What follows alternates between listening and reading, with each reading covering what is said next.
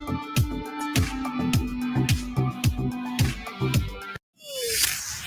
by to launch FanStream Sports. 3, 2, 1. Let's start. Hello, sports fans. Welcome to FanStream Sports. Nothing but pure sports. This is the JP Show. JP, it is so good to hear you back on the air. Stand by. Now, here's JP. Oh, what a morning it is after a sweep of the Panthers. Get them out of here. Get them out of here. Now the Lightning will have a nice little, hopefully 6 to 8 day rest going on while they watch the Rangers and the Canes beat the crap out of each other. Exactly how we drew it up. Didn't we say Lightning in 4? Didn't we all say Lightning sweep? I think. No, nobody said that. Nobody said that. Welcome into the JP Peterson Show, brought to you by the law offices of Christopher Palermo. Nick Geddes from Outkick.com joining me this morning. That was quite a display last night. Yeah, good morning. It's hard not to be in a joyful mood this morning as we are in Tampa Bay. Well, I'll say Tampa Bay if we win it again, but yeah, it's still Tampa Bay right now. But Eastern Conference Final for the 6th time in the last 8 years. Is it fair to say even if they don't win it, it's a dynasty? I think, honestly, if you're going to use the D word, you got to win it. You got to get 3. Right? I think because I don't think anybody says the Pittsburgh Penguins were a dynasty when they won it the last time in 17 and 18. Well, if you count the one they won in 08 or 09, the whole Crosby run's a dynasty then. 3 is a dynasty. Yeah. 3 is a dynasty. They got to get 3. But 3 in a row would be way more impressive to me. Absolutely. And boy, I would probably have said and did say in the beginning of this tournament that the Lightning probably have a 20% chance of doing this. It's just too difficult to do it 3 times in a row, especially with the East as loaded as it is. And now you sit here, looking at the Final Four, the possible Final Four, and you say, why not us? Why not us? Is there a dominant team out there? The Avs look great. No doubt about it. I don't think Carolina or the New York Rangers put the fear of God in me. Both good teams and could definitely both beat the Lightning, giving a certain situation. But I think the Lightning would be favored in either one of those series, to be quite honest with you. So, here we go. And it's just an amazing story of a franchise and a group of guys that has just defied the odds. And we're going to talk about this morning. There's so many reasons why this team is doing what it's doing, and it's fun to watch. It's fun to watch. The atmosphere in the building last night was just absolutely incredible. I mean, I really, I'm not. I know a lot of people do this, and we talk about the fans and we pander to the fans. All broadcasters want to pander to the fans. We want you guys to love us, right? But I mean, sincerely saying, our fans are fucking awesome. They just are. We had probably, 5,000 out on Thunder Alley last night. Big storm comes through. I don't think any of them left. They were all out there dancing in the rain. I mean, it's incredible. And inside the building, when those goals were disallowed, it was so freaking loud in there. The refs, you suck, all that stuff. And it created an atmosphere that Bobrovsky looked sketchy. He looked sketchy because you could just feel a goal coming for the Lightning that was going to count. So our fans have been tremendous, and they continue to be tremendous. And it's one of the reasons that this team is doing what it's doing. All right, we got a great show for you today. Scott Reynolds is going to join us at 10:30. Big Lightning fan now, so we'll talk some Lightning and Bucks with him. He's obviously of the Pewter Report, so we'll get ready for the mandatory OTAs that are coming up for the Buccaneers. Talk a little bit about what's happened over at One Buck Place and around the NFL. Brian Bradley will join us at his usual spot at 11 o'clock, and TJ Reeves will join us at 11:15 to talk some Bucks, some Rays, some Lightning, of course, all things Tampa Bay sports. But again, I did not watch obviously the TV coverage last night. You did. I did see on Twitter everybody was bitching about Eddie O and Kenny Albert. Were they homering for the Panthers against last night or something? I don't know. I don't like to get caught up in the Fox Storm TV and especially referees, which is a very big. I have a feeling we're going to talk about that a pretty good amount today. We must. Excuse me. That being said, last night I just kind of. Eddie O has this kind of thing. I don't know if you notice it when you're watching, when he's very like thinks he's right about something. It's like I can almost envision him standing up and he starts shouting into the mic. Yeah. If you kind of realize what I'm trying to say. Yeah. He starts shouting into the mic, and he was so hell bent that the puck went out of play on the Palat thing, and it was like kind of almost obnoxious, even though we got zero angle that showed it. Definitive. And he's like, look at Palat right there. Like he started shouting into the mic. And I think a lot of Lightning fans were just like, ease up, chill up, bro. Like ease up. Yeah. And like the entire like intermission report, it was all about what the Panthers did and that they're going to get one here. And it was less about, I guess, what Vasilevskiy was doing. Hello. I did it. So the broadcast was a little odd for me, but again, on the most part, I like to just not forget about those things. Yeah, I try not to get wrapped up in them because I think as a fan, you're just going to hear things that probably aren't meant to be slights on your team and are more objective. I will say this: they got both the calls right.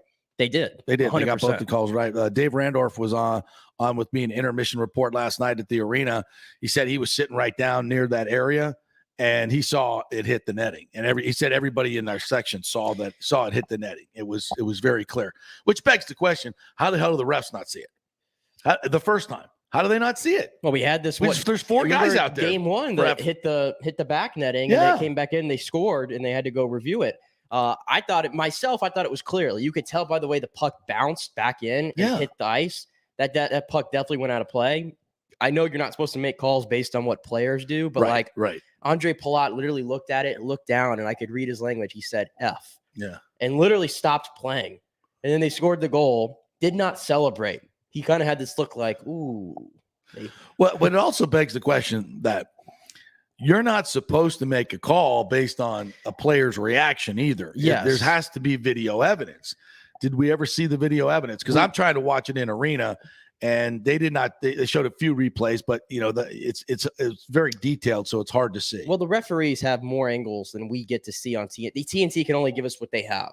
I did see one, and I put it up on Twitter, on my Twitter. I should put it up on the show Twitter for y'all to see. Sportsnet covering the game had a much better camera view, and they had more of a zoom in, and you could clearly see it go out of play and come back in. So I'm assuming what Sportsnet had is what the referees had. It was really magnified. Yeah. So why the hell did it take 8.5 minutes? I think because by definition, if you can't make the call in 4 minutes, it's inconclusive. Yes, but I think that it's such a huge call in the magnitude of that game because not only did the Lightning go up 1-0, this new rule where if you don't get a coach's challenge correct, now you're on the penalty kill again. And you're effectively kind of burying that team for that moment. Yeah. I think it's such a magnitude. So I had no problem. If referees want to take that long to get it right, I have no problem. I know Lightning fans are really upset about it.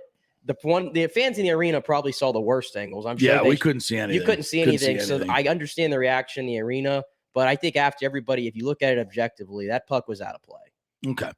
And the hand pass from Cirelli, that's another one where it's like, was it intentional? Did it hit his stick first or his glove? I don't know. But it doesn't have to be intentional. That's the thing. Yeah, that's exactly. I mean, he was trying to hit it back with the shaft of his stick. Yeah. We get that, but it was clear as day off the hand. Yeah. So both were good calls. Yeah. Both were good calls. And really, that did kind of, you had to kind of be in the arena to feel it because even though the fans are going to obviously feel like they were bad calls, it's, they can't see it. They're there and they're rooting. So, I know a lot of people were on Twitter were like, this is the dumbest fan base in the world. I'm like, no, that's not kind of how it works. They're cheering for their team. And it's not only, even if they were good calls, you're pissed off. Right. And you want your team to score. So they, you could just feel it in the building that the Lightning were surging now. They were surging now. And, hey, you got to give it to the Panthers. They came out and outshot the Lightning 18-3 in the first. And I thought Vasilevskiy was phenomenal in that first. He was tremendous. He was tremendous all night long. 49 freaking saves. 49 saves against the highest scoring team since 1996. And to 3 goals, 4 games. And they've only been held to 1 goal, I think, 2 times in the entire regular season. I mean, the way you could just see in his body language last night, his positioning, everything. He was, and it's not just him; it's the shot blocks One point they had 12 shot blocks in the first period alone.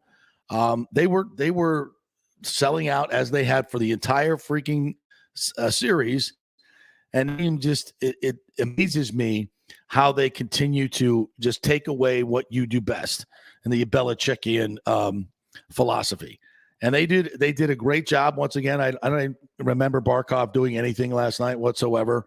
They had their moments and a lot of dangerous chances. I think they created a lot of chances, but you could just see, I think, Florida getting deflated every time Vasi made another save. And that's part of the mental. That's part of the mental part of this game that I think this team has absolutely dominated. You get 2 goals reversed. They don't go into a shell. They get more determined. And they go and score. And the Maroon goal was classic.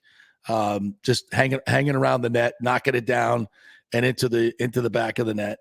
And then Palat, I guess, kind of and a bit of irony, because he's the one who put the damn puck out of play with 3 minutes to go. Yeah. When he did that spot. When he did that, I was just, come on, bro. And I know the puck kind of rolled on him, but you're like, are you kidding me? And then for a time they had 2 extra attackers, and you just kind of felt that Florida was going to score there. But Vasi was not. I didn't actually. You didn't? I did not. I at some point, the saves that he was making them with guys wide open in front of him. He was making them from the point, from every side, every angle. That guy was not letting anything go in last night. Not letting anything go in. I think he allowed 2 posts. Verhaeghe got a bit unlucky. I don't know if you saw the replay of his. He hit 2 posts. He hit 2 posts, if you tried to do that 100 times, you might do it just once. And he did it once. So how about Sergei throwing the puck behind Vasilevskiy one time? Did you see that? Oh yes, I did. That I thought that was destined to be the one, if anything. And then there was another with about 5 minutes to play that hits off the wall. Yeah, weird. Vasi was going to play it from behind and had to scurry back in front of the net to make the save. Yeah, that was crazy. It was just a crazy night, but man, the building was just on fire last night, and it was on Sunday afternoon, back to back, and. Got to mention the elephant in the room, the Panthers going to a strip club, evidently on Sunday night, as was reported by our other station. Now, I got a few contacts in these places as well, and what I was told was that it was some of their black aces, because there was they were sitting down 128 where the Bally's thing is, the other Panthers players. These are the backup players. And they had like 12 of them, seems like. And I think that's because the team from what I was told, went to Meat Market for dinner. And then the guys, some of the black aces went out afterwards, not the Barkovs and the Thorntons and all those guys. Although it might have helped them in the first period. Maybe they were a little tired in the third. I don't know. I think people were trying to do some digging on who exactly it was, because Florida made 2 changes. Jumbo Joe, Thornton, 43, got his first action, maybe his last action of his career. DeClaire was out of the lineup. Ryan Lomberg was out of the lineup. But you could also make a case that Burnett needed to make some changes anyway. I don't know. You probably could have, but yeah. And they were paying off at first. Yeah. At first, you dominated team 18-3 in the first period. I mean, why? But you're also down 3-0. Why would you not make changes? If you have anything available, you got to do something. But the stat of the day is Andrei Vasilevskiy in a series clinching game, and I guess I just forgot that it was a series clinching game. We really shouldn't have been worried. Shouldn't have been worried, because the guy is. He now has the most series clinching victories like this, I think, in postseason history. Shutouts with 6. That's insane. It's insane. And he's only 27 years old. Yeah. Like he's like just entering his quote unquote prime of his career, and he's setting playoff records. I don't think there's any question. If he stays healthy, he's going to be the greatest goalie that's ever played this game. Well, did you miss this yesterday on the TNT broadcast? They did like Route Rushmore goalies, and Rick Tocchet said he is Hasek, Patrick Waugh, and Marty Brodeur, and Andrei Vasilevskiy. That's the 4. Wow. That's what he said. I'm ready to say that's the 4. And I can't disagree with it, honestly. Yeah, and like you say, at 20, if this guy plays to 41, like some of these other cats, can you imagine with this core? He's going to set the wins record at some point. Yeah. The wins record, I think that Brodeur passed Wall for. We thought that was untouchable. Vasilevskiy leads the league in wins every year. He's going to own every playoff record. Yeah. He's going to own every single playoff record, because this team is not going to stop going to the playoffs. That's and I haven't really talked about this at all, but we've had an emergence of some good young players. These additions of Hagel, Paul, and of course Ross Colton, and they just swept the Panthers without Braden Point, bro. Without Braden Point, their best two-way player did not play in the series, and they just swept the Panthers. He must feel like Ja Morant. Like, ooh. I thought I wasn't. Maybe I'm not. I don't know. They win without me. I say that in best work. So it was phenomenal last night on so many levels. So we're going to relive that for you this morning in sound and interviews as we go through this game from last night. But without question, the number one star, Andrei Vasilevskiy, closeout game, 49 shots faced. The penalty kill last night I thought was excellent once again, and then most excellent in that last one in the third period that they had to have. Just great stuff on so many levels. Belmar, Cirelli's so good. I think he had his best. I thought he had his best game of the playoffs last night. Cirelli, yeah. I did. He was everywhere. He was getting his stick on everything last night, especially in the power plays, and they did a phenomenal job. Yeah, and Vasilevskiy, another stat of the day here: 100 of 98 shots since Game 7 of Toronto, and he has stopped 194 of those. A 981 save percentage. We always say that the Lightning play their best hockey with their backs against the wall. You might just say Vasi plays his best hockey with our backs against the wall. Guy is just not to discount the players, but I'm ready. Last night I was thinking, I'm like, is he the greatest draft pick in Tampa Bay sports history?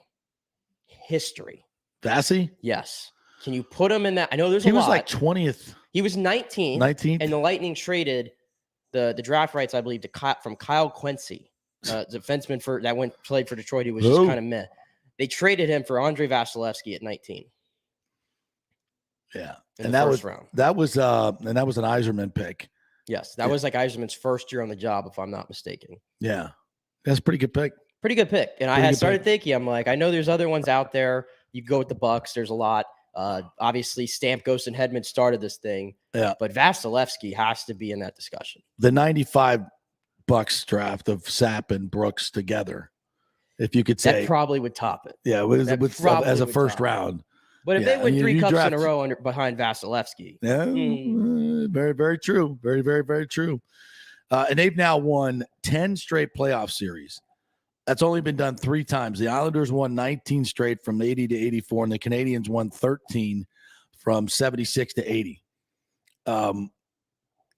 That's in this salary cap era. That's unheard of. It hasn't happened in 40-something years. Yeah.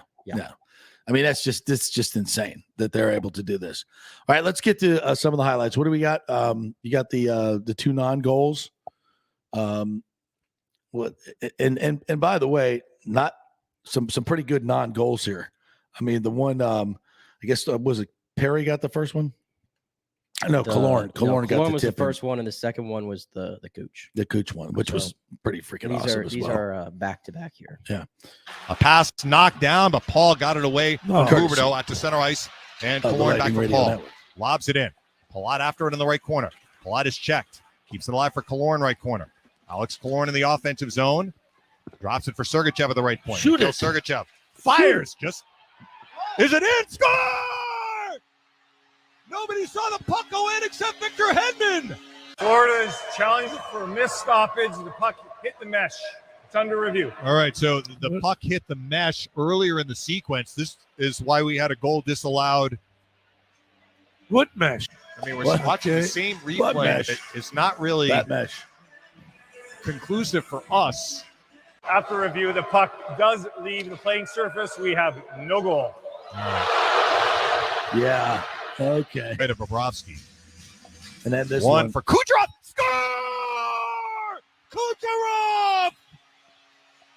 Right on the face-off. They even looked a little guilty there in their now the Lightning are up 1-0 with 9:28 left in the second. Sorry, wow, Dave. Did he shoot that? And did he shoot it quicker? What? Come on. Goodness. Are we having another delay here for a challenge? Yes, we are. They're saying Cirelli knocked it with his glove. Face off right there. They got it. Cirelli's there. He has two hands on his stick. Yeah, but his glove touched the puck.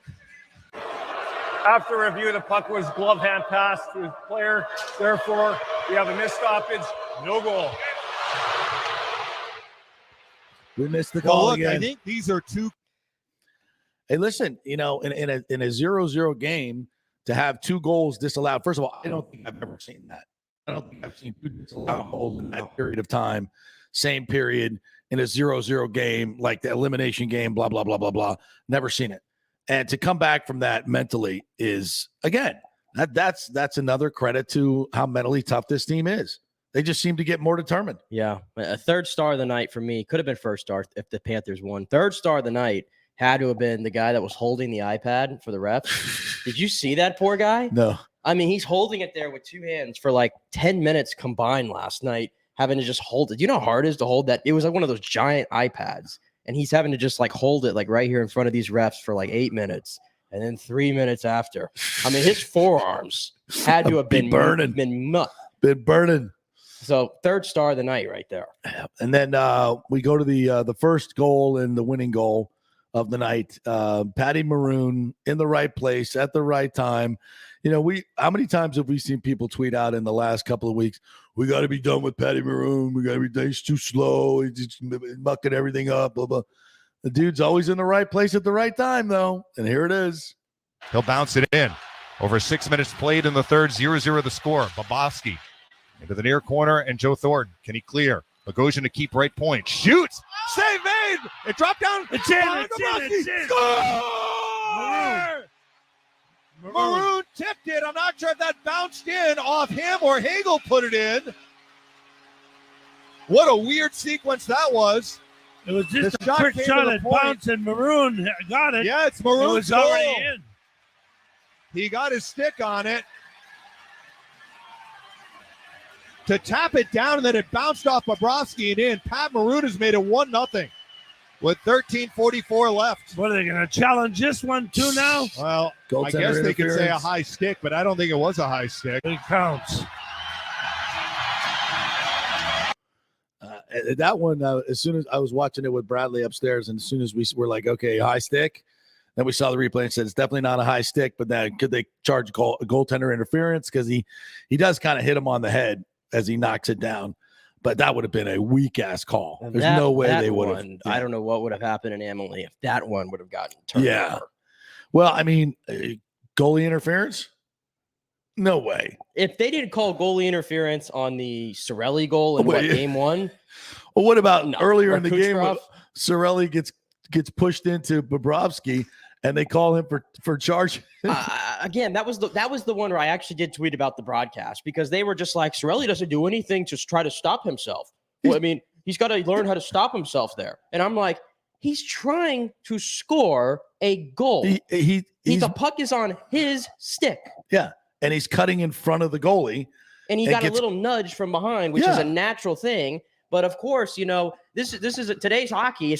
You touch the goaltender. My goodness. Everybody reacts. I mean, Ekblad's throwing punches after no call. Cirelli goes to the box, but thank God for Cirelli went to the box for getting hooked, pushed into the goaltender, and beat up. Yeah. Get in the box.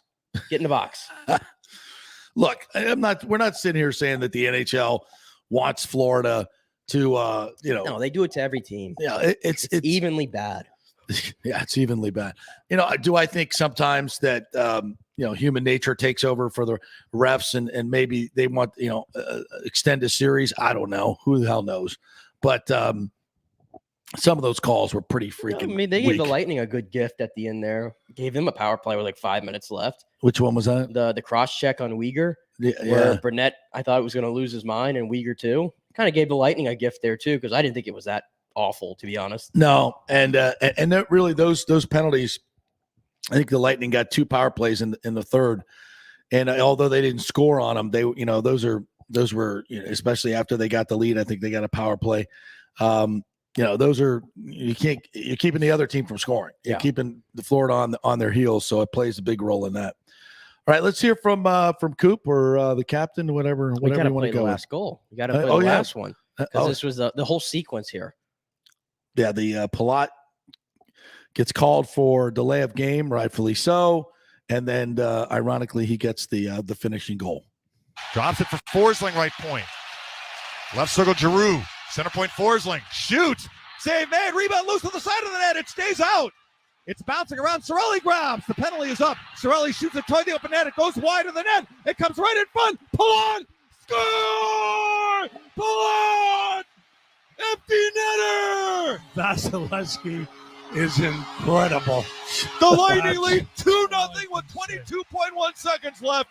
What a save Vasilevskiy made at the one end. Sergachev was in the net. What a save. My Lord.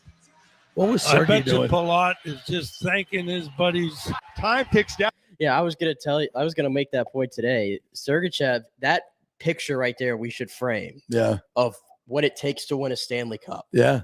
I tweeted it last night because I was kind of killing Sergachev in the first series a little bit. Yeah. I thought he played his ass off in this series. And last night, to get in the net like that, and he kind of made that save too at the end there. He made that save. It wasn't Vasilevskiy. Vasilevskiy made the first one. The second one that came from the side was Sergachev being in the net. And I'm just like, I had nothing bad to say about his performance now for this series. Great bounce back. But he did make a couple of really bad plays last night. I don't think he was that bad last night. No, I'm not. But that moment to me right there, to me it overruled all of it. Well, it did. It was huge in that way because I don't think anybody wanted to go to overtime last night. Nobody wanted to go. No. The Lightning win it 2-0. They sweep the Panthers out of the series. The internet was just going bananas. Some really good memes, by the way, vis-a-vis the Panther strip club visit, allegedly. But just an unbelievable accomplishment by this team. And now they're going to get some much needed rest. I heard Derek Lalonde talking about this last night, saying we definitely put a premium on getting this done. We did not want to go back to Florida. We did not want to extend this series. We're beat up. We need some rest, and this is going to be huge for this team. So let's hear from Coop. The man, John Cooper. Really good student hockey history. We list the great goalies, the Drives, Billy Smith, Bill Doolin, Patrick Waugh. Is Vasilevskiy now an all-time great? Is he at that point where you look at him as an all-time great goalie? The first question's about the goaltending? Yeah. Great. I'm not so sure there's much more I can say about him. I know that it's funny how the playoffs are. 5 games into the Toronto series, and you're asking all these questions about what's wrong with Vasilevskiy and all that. Like, it's shocking to me. And it's there's never a doubt in our locker room. And a goalie's job, if you want to be elite, is to give your team a chance to win. And I think there's big misnomers out there, in that you look at Grant Fuhr, and I've talked to Wayne Gretzky about this, and it's like, well, Fuhr may let in 5, but he gives his team a chance to win. And if his team gets 6, that's it. He would shut it down at 5. He may just let in 1, but it's when a goaltender gives your team a chance to win, and it comes in a variety of ways. And tonight it was, he wasn't letting anything in. And we've seen that time and time again, but it's even in these games, again, in the Toronto series, we won some of those games, but he just gives you a chance to win. And then the other side, it can be probably a little demoralizing on the other side when you look at him and you just don't feel like he can score. And it's, just thankful for us that he's on our side. Now, in saying that, he'll be the first one to sit here and thank his teammates for the amount of shots who were blocked, not only tonight, but through this series. And when you're doing that, it just makes his job, may not look tonight, but it makes it a little bit easier. How impressed are you that in this series, you guys only allowed 3 goals to a team that averaged 4? Yeah, if you were going to ask me that at the outset, I probably would have laughed at you. The big thing for us, though, we came into the series with a plan. The guys, to their credit, you've got to sacrifice so much, and the bodies, that's part of the plan. So you have to do it if you want to win. And these guys are playing a game right now almost like they have not won a Stanley Cup, and they're chasing their it for the first time. But like the powerful offensive juggernaut that Florida team is, a lot of things have to go your way, and maybe they were off a bit, because you need that on your side too. I mean, we heard the post clank a few times. Maybe in the Washington series that one went in for him, in the Tampa series it didn't, and so it's tough when you're used to scoring, and I've seen it myself. And when they don't go in, it can be frustrating. But let's be honest, if you're going to take a team out, there are going to be games where you need your goaltender, and clearly he was the first, second, and third star tonight. Yeah, I think that's about right. Yeah, it's one thing. Last thing I say about Vasilevskiy before we get to break. In the analytical world, this is a crazy, crazy stat right here. He had a 10.06 saved goals above expected rate in this series, which I believe is the highest amount saved above expected in a series since they started tracking this stuff like 15 years ago. That's and how that basically means he was. like he should have let in 10 goals, basically, right? At least, based on the shots that came in and the saves that he made. Should have let in at least 10 that should have been bona fide goals that he saved. And that is the highest that there's ever been in a playoff series since they started tracking this. Like we said, when it's all said and done, this guy's going to be the greatest goalie of all time, and you guys got a front row seat to it. How awesome is that? And this team, from a dynasty's perspective, is doing something so very special. So you better be enjoying this, folks, because it's not coming again ever in our lifetime. See a team like this. All right, quick break. When we come back, Scott Reynolds from Pewter Report will join us. We'll talk some Bucks and some Bolts and a little bit of everything NFL. Stay with us.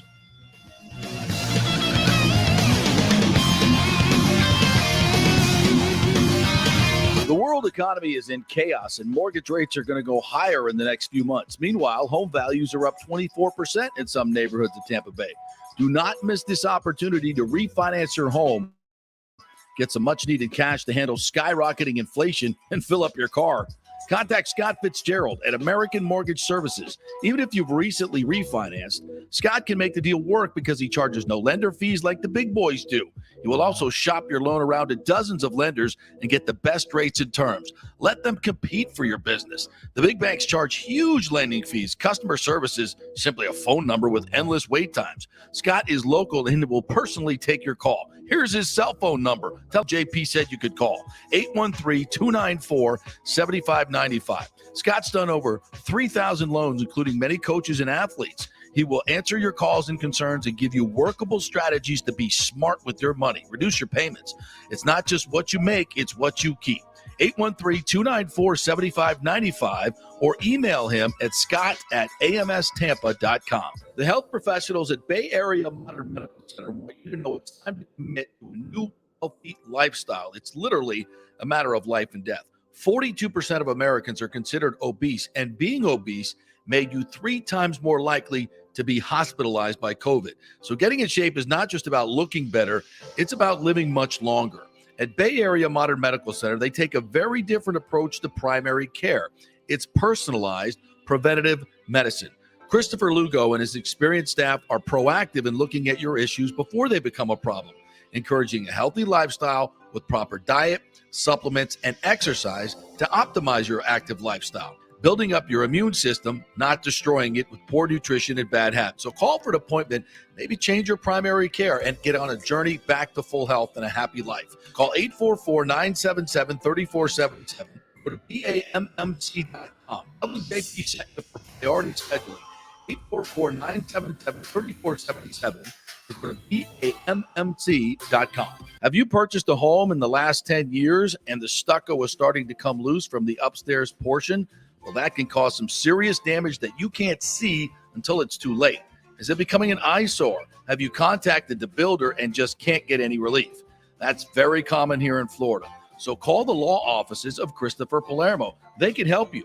Call 813-221-5636. That's 813-221-5636. He's recovered millions for his clients. The law offices of Christopher Palermo at PalermoPA.com. Cryptocurrency is all the rage today. The market cap for the industry is now over $1 trillion. And you read about people making millions of dollars, right?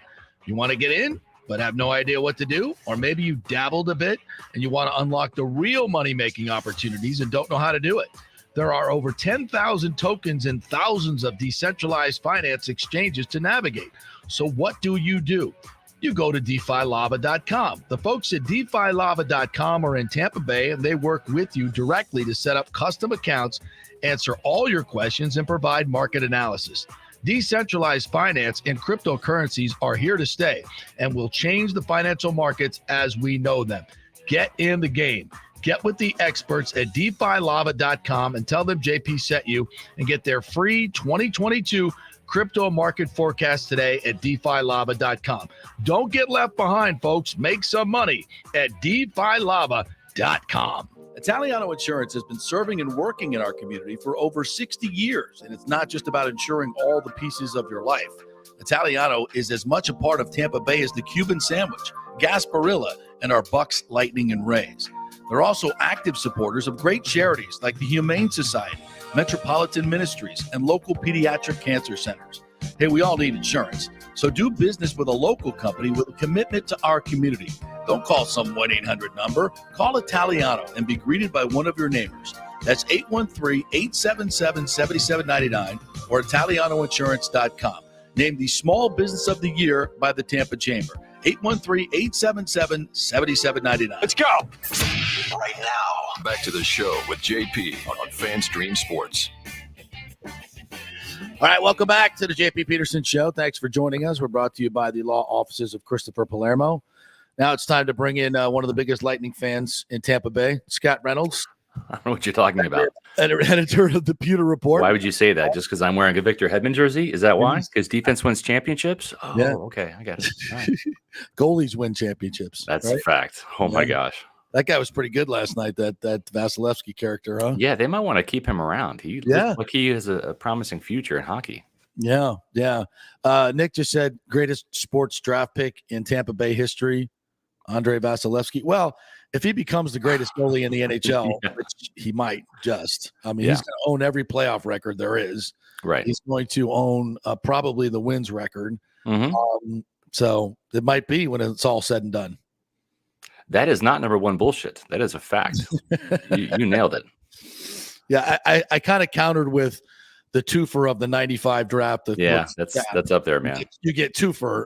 But so that might be the best draft. Well, if you win 3 straight Stanley Cups, does that trump the 1 Super Bowl? Yeah, I think it does. Yeah, I think it does. I think it does. As much as we as Buck fans hate to say that, I think it does.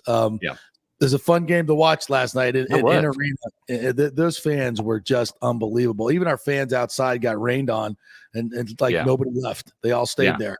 Yeah, it's great too. Isn't it kind of funny how, and obviously the Bolts have some scores, right? They're down Braden Point right now, but with Kucherov, with Hedman, shooting from the blue line, with Stamkos all-time, score, etc. This offense can come to life, right? Just like the Buccaneers offense, right? It's 30 points per game. Tom Brady, no risk it, no biscuit is going to continue on. Even with Bruce's retirement, with Byron Leftwich, who has the same type of philosophy, he was brought up in this system from Pittsburgh to Arizona. But at the end of the day, right, this has always been a defensive town. Going back to 1979 with Leroy Selman, right? Yeah. And then even, with that 2002 Super Bowl championship you're talking about with 2 of the greatest to ever do it, Warren Sapp and Derek Brooks, not to mention John Lynch, Ronde Barber, Simeon Rice, etc. I hadn't thought about that. Interesting point. But yet this has been a town that has loved points, loved goals, loved offense, but just cherished defense, right? Yeah. And you can make the case that the defense has won all those championships. Right. There's no doubt. You really can. Yeah. Interesting. And I did give you an assignment today to compare the Bucks championship team, the most recent, to this Lightning team. I think I just did, right? You just did. Absolutely. Any other similarities you see in terms of yes. mental toughness? I think a big one. Listen, I'm great friends with Warren Sapp. I mean, I love the guy. I respect the guy for what he did on the game. He brought the badass attitude. Or I should say, he really continued it, because Hardy Nickerson was a badass, right? I mean, Hardy kind of turned this ship around, and then he got a couple of lieutenants and Sapp and Brooks and Lynch, and they all kind of steered the ship in a championship direction. And it really needed it, because the Buccaneers were the Yuccaneers. They were the laughable losers with the outlandish, pirate garb, and the creamsicle uniforms. So they really kind of changed the culture and the identity of the franchise. But the one thing that I would say that is very similar to the 2020 Buccaneers Super Bowl winning team and this Tampa Bay Lightning team is it's a team that you want to root for. Yeah. It's got a bunch of great character guys. And I'm going to say Antonio Brown with an asterisk, because in 2020, he was on his best behavior, right? He came in, was a gun for hire. And even then, I mean, there wasn't a peep from Antonio Brown. He was saying all the right things, doing all the right things, right? We talked about it before. It's only so long before a scorpion resorts to being a scorpion and stings you, right? You can hold it in your hand. Eventually, you're going to get stung. And that's what happened in 2021. But there were still a lot of Antonio Brown fans, right, that had kind of come around to this guy. So I think that's one of the things, too, is there were so many players to root for on that 2020 team, from Mike Evans and Chris Godwin and Tom Brady and Rob Gronkowski, and Devin White and Levante David and, the Gravediggers defense and Shaq Barrett, and Vita Vea. And this Lightning team, there's just, it's not one guy. It's not Stamkos and Hedman. It's Point. It's Vasilevskiy. Honestly, I was talking about it with my son Logan last night. We're watching the game. I mean, my top 5 favorite Lightning players right now in order are Hedman. Obviously, I'm wearing the jersey. Hedman, Braden Point, Kucherov,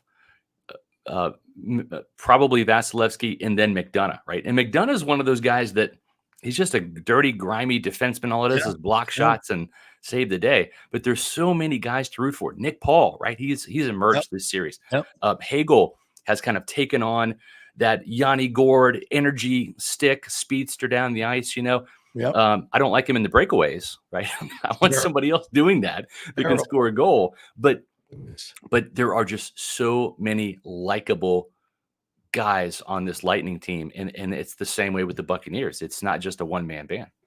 And I would also add high character. High character kind of come and with me. And both those teams are built on high character team guys.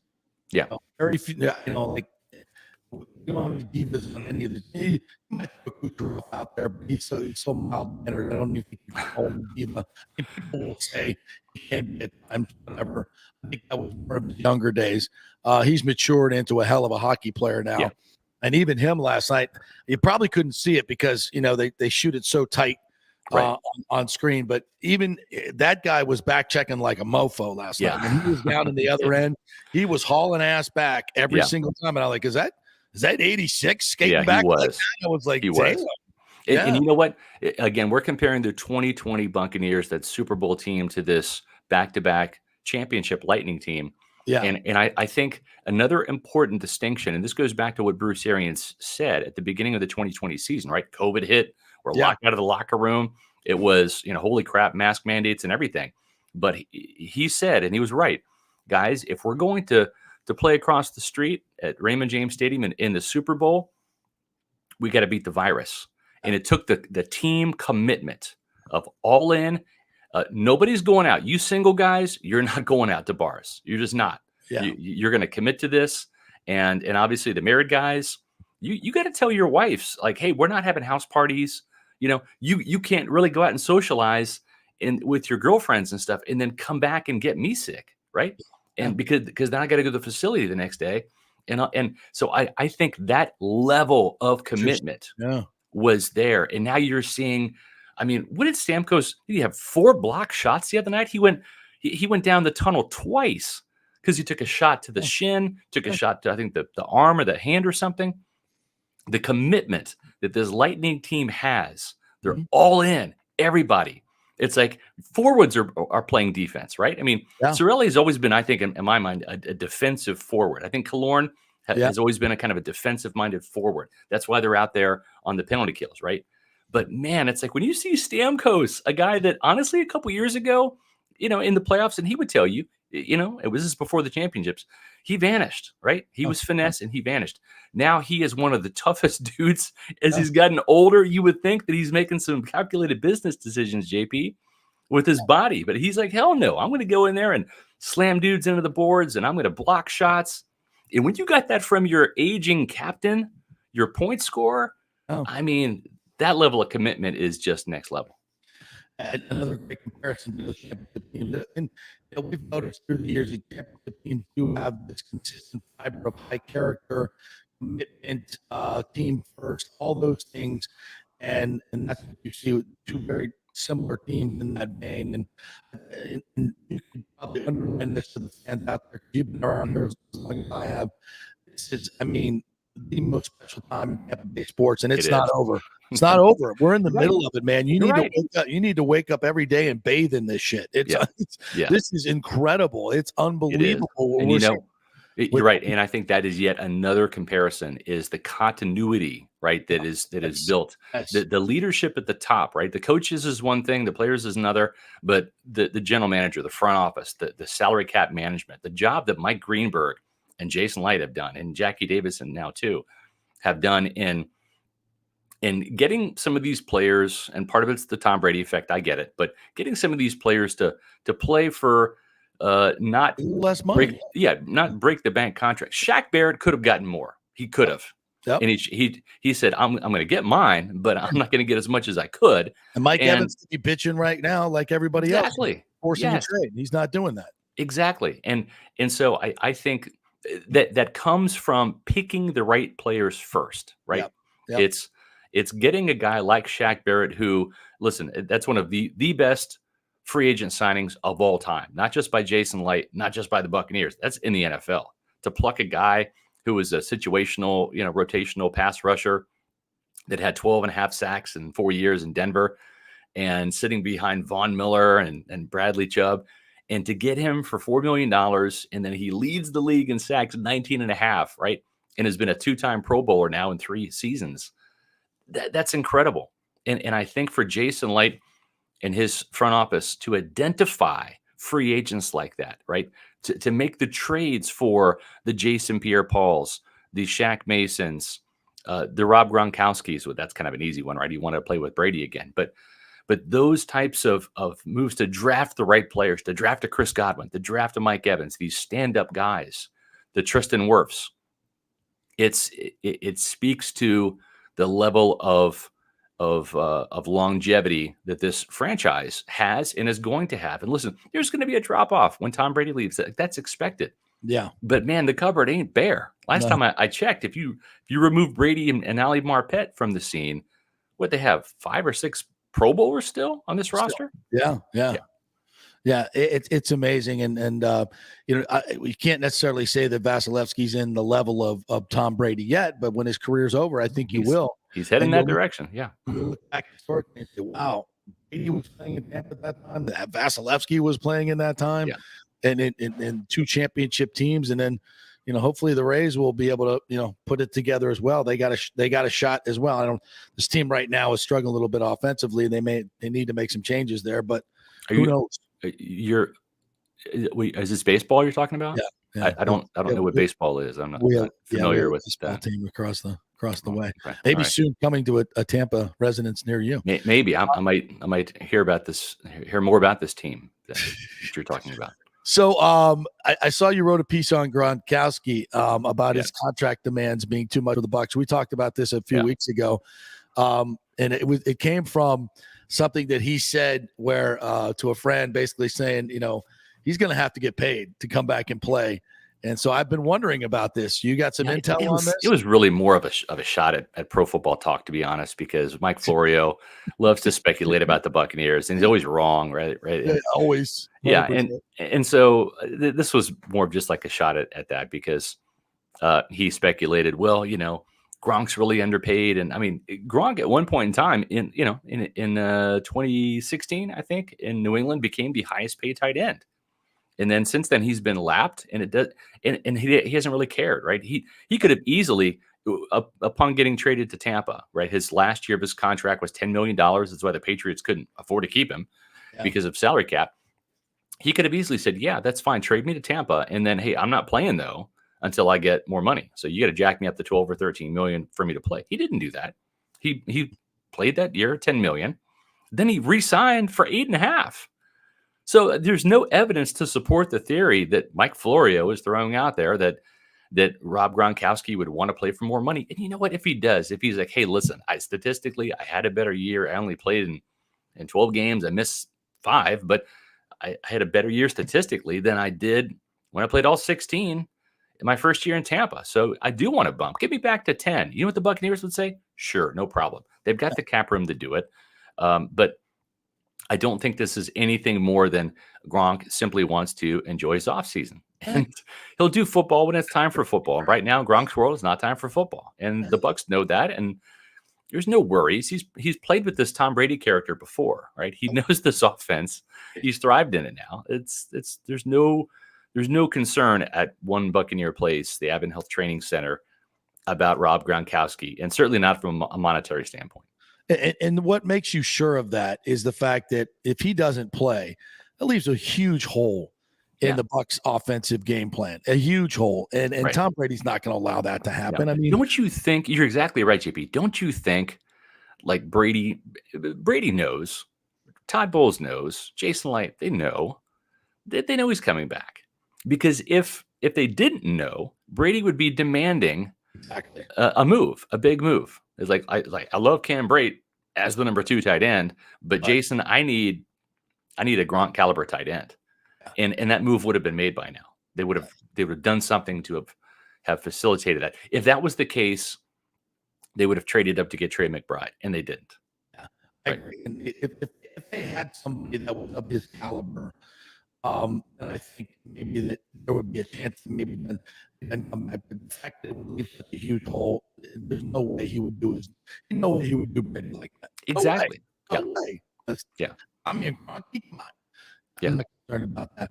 And it goes back to the high character guys. It goes back to there's no assholes in this locker room. Right. Gronkowski is not that kind of guy. He's not going to do that to the Buccaneers, a team he just won a Super Bowl with. I mean, he's not going to do that to Brady. I mean, the Buccaneers have been just as good, if not better, to him than the Patriots, right? I mean, he's down here by the beach, and he's not having to practice in sub-freezing temperatures and things. I mean, he's had a great 2 years down here, so he's not going to do that to the Bucs.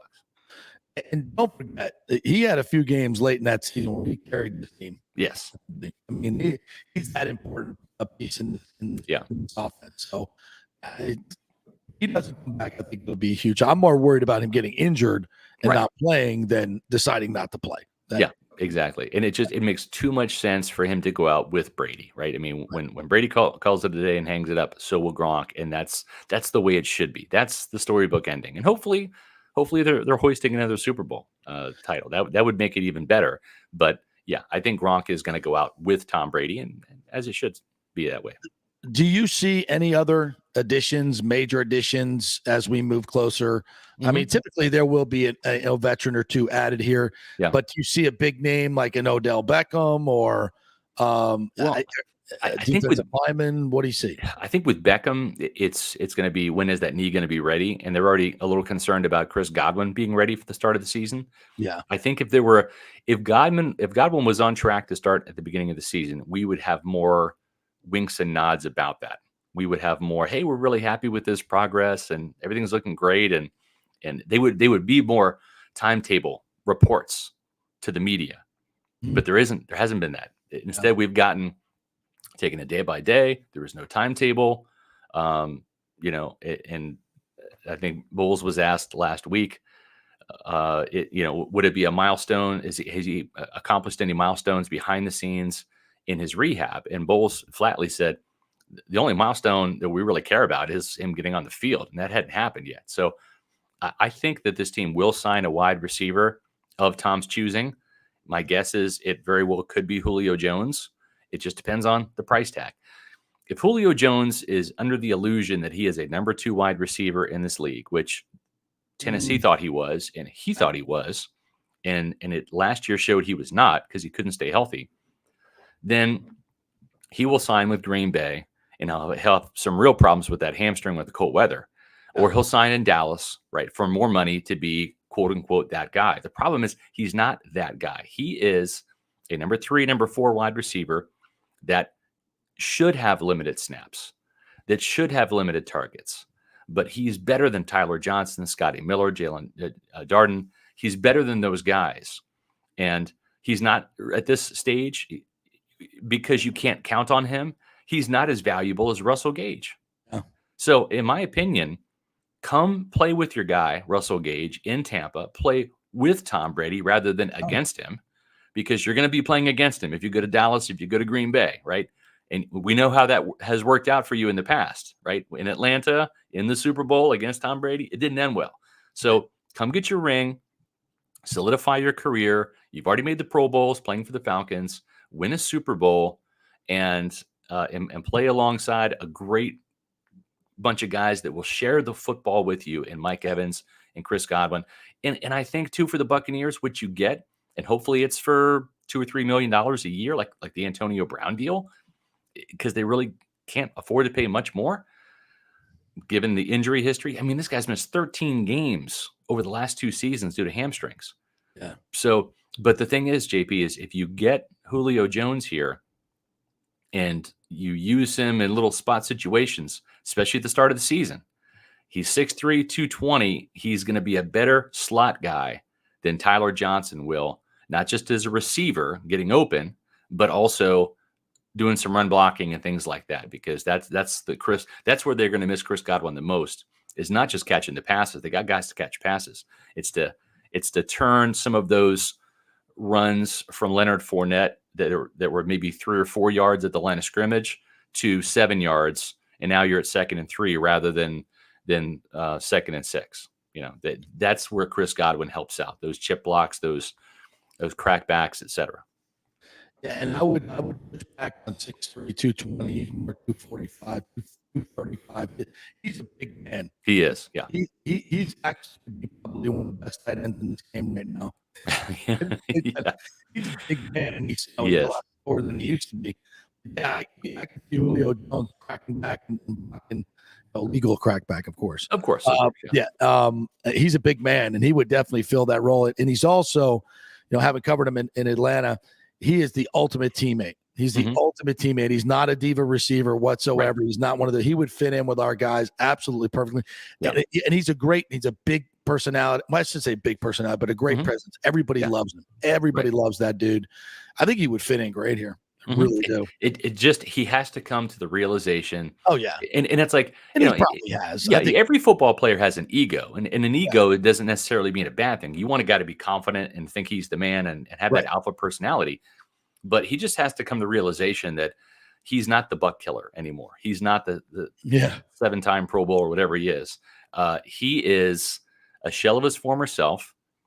He can still flash when he's healthy, but he's probably not going to play 17 games. But I'll tell you what, if you're the Buccaneers, having him ready for week 1 and 2 and maybe 3, when Chris Godwin is either back or just coming back, man, that would be a nice addition. They're also going to make, I think, a edge rusher, maybe Carl Nassib, because he's familiar with the system. Yeah, I'd love defensive tackle. An edge rusher and a defensive tackle. I think those are going to be some additions that they make before the start of the season. Fear not, Buccaneer fans. Carl Nassib was acquired on waivers right before the start of the 2018 season. Jaquez Smith was acquired off waivers right before the 2014 season. Leonard Fournette was signed right before the 2020 season. Jason Light has been prone to make these kind of splash moves right at the start of the season, and And when he swings on those moves, he hits and gets on base. Boy, if we bring in Carl Nassib and Julio Jones, mm-hmm.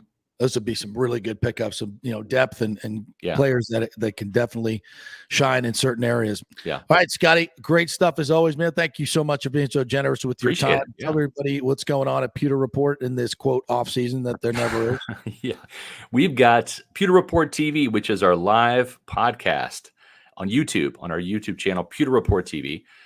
Every day, Monday, Tuesday, Wednesday, and Thursday at 4 o'clock. Today, we're going to be previewing OTAs. Tomorrow at 4 o'clock, we're going to be recapping OTAs because we'll be out there at 10:30 watching the team go through the second open media portion.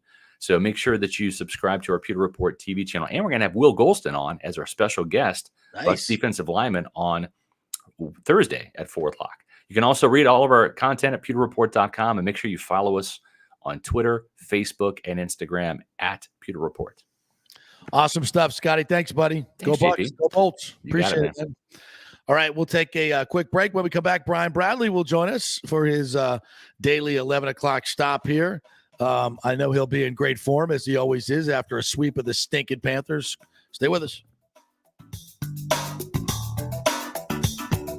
The world economy is in chaos, and mortgage rates are going to go higher in the next few months. Meanwhile, home values are up 24% in some neighborhoods of Tampa Bay. Do not miss this opportunity to refinance your home, get some much-needed cash to handle skyrocketing inflation, and fill up your car. Contact Scott Fitzgerald at American Mortgage Services. Even if you've recently refinanced, Scott can make the deal work because he charges no lender fees like the big boys do. He will also shop your loan around to dozens of lenders and get the best rates and terms. Let them compete for your business. The big banks charge huge lending fees. Customer service is simply a phone number with endless wait times. Scott is local and will personally take your call. Here's his cell phone number. Tell him JP said you could call. 813-294-7595. Scott's done over 3,000 loans, including many coaches and athletes. He will answer your calls and concerns and give you workable strategies to be smart with your money. Reduce your payments. It's not just what you make, it's what you keep. 813-294-7595 or email him at scott@amstampa.com. Have you purchased a home in the last 10 years and the stucco is starting to come loose from the upstairs portion? Well, that can cause some serious damage that you can't see until it's too late. An eyesore. You contact the builder and just can't get any relief. It's very common here in Florida. So call the law offices for Palermo. They can help you. Call 813-221-5636. 813-221-5636. He's recovered millions for his client. The law offices of Christopher Palermo at PalermoPA.com. The health professionals at Bay Area Modern Medical Center want you to know it's time to commit to a new, healthy lifestyle. It's literally a matter of life and death. 42% of Americans are considered obese, and being obese made you 3 times more likely to be hospitalized by COVID. So getting in shape is not just about looking better, it's about living much longer. At Bay Area Modern Medical Center, they take a very different approach to primary care. It's personalized, preventative medicine.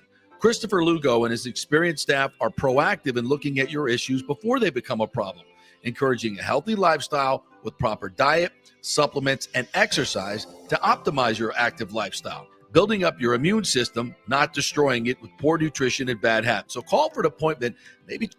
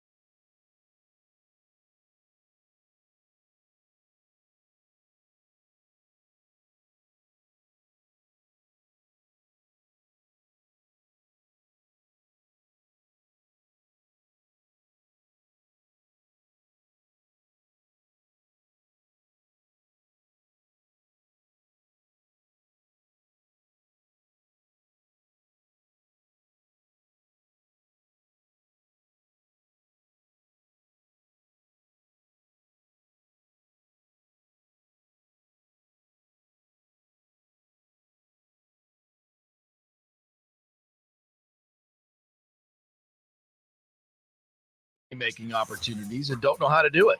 There are over 10,000 tokens and thousands of decentralized finance exchanges to navigate. So what do? You go to DeFiLava.com. The folks at DeFiLava.com are in Tampa Bay, and they work with you directly to set up custom accounts, answer all your questions, and provide market analysis. Decentralized finance and cryptocurrencies are here to stay and will change the financial markets as we know them. Get in the game. Get with the experts at DeFiLava.com and tell them JP sent you, and get their free 2022 crypto market forecast today at DeFiLava.com. Don't get left behind, folks. Make some money at DeFiLava.com. Pure sports. JP is back on. Welcome back. FanStream Sports. All right, welcome back to Tampa Bay and the JP Peterson Show. Our second hour brought to you by Bay Area Modern Medical Center. Christopher Lugo and his team will get you right. Go to BAMMC.com for more information and make an appointment. They're taking new patients as we speak. All right, let's welcome in our good friend Brian Bradley, former Lightning leading scorer and first All-Star. He is the man. Love watching games with him, which we do every time we have a home game at Amalie Arena. How are you, my friend? Good, JP. How are you doing today? Good. We swept the Panthers. I didn't see that coming, my friend. What are your thoughts on just the overall series, how the Lightning got this done against the highest scoring team since 1996? We hold them to 3 goals in 4 games. Yeah, you know what? It was incredible, JP, to watch. I mean, you know what? Let's be realistic. Last night, I mean, we were getting outshot. You know, we were getting outshot, 18-3 in the first period and, 34-15.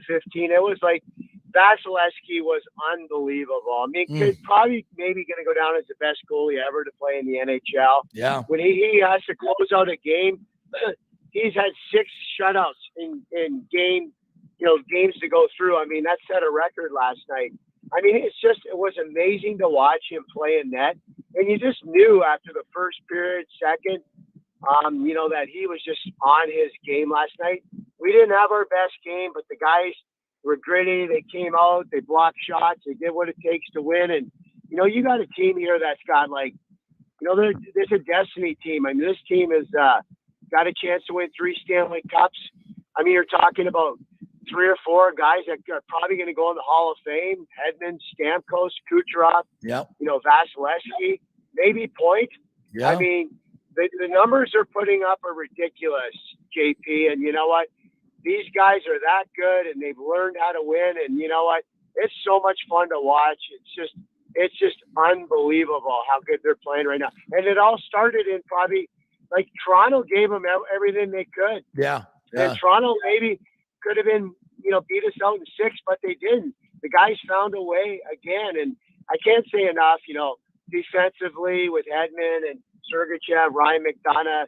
I thought Chernak played good, Ruda played good, Cal Foote.